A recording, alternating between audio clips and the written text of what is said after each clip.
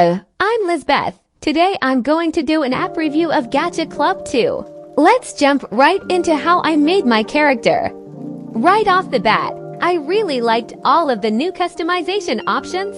I ended up using the palette colors for almost everything, but it was cool to see what other options there were. I'll definitely be using the color selector a lot in future OCs. The game has pretty much every accessory we've come to know and love in gacha games as well, which was nice to see.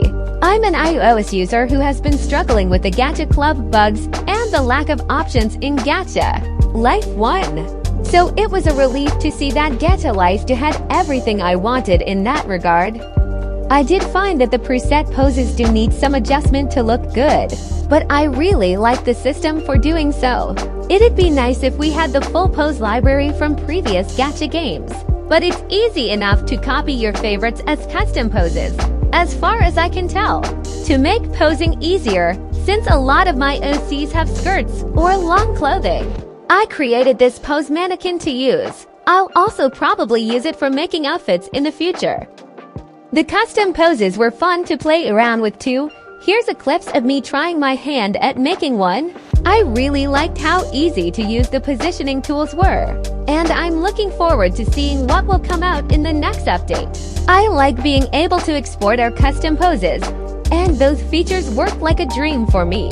I did ask some other people on the r/GachaClub Discord server, and apparently importing poses does sometimes crash the game for some people, but character imports are working well. This may not represent everyone who plays, but this is the experiences I've seen so far.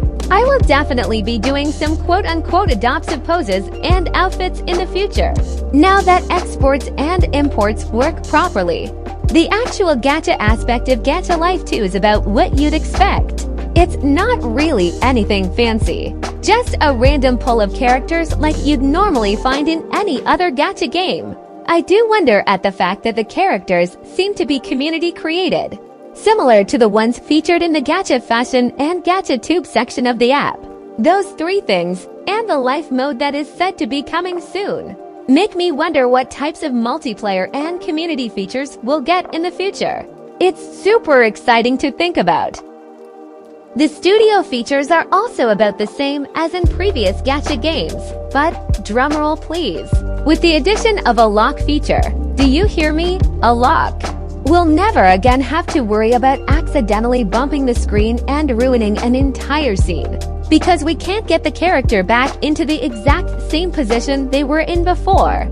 You also get a special set of studio slots for your OCs, so that you can have more characters than it initially appears, which is once again amazing news for us gacha tubers.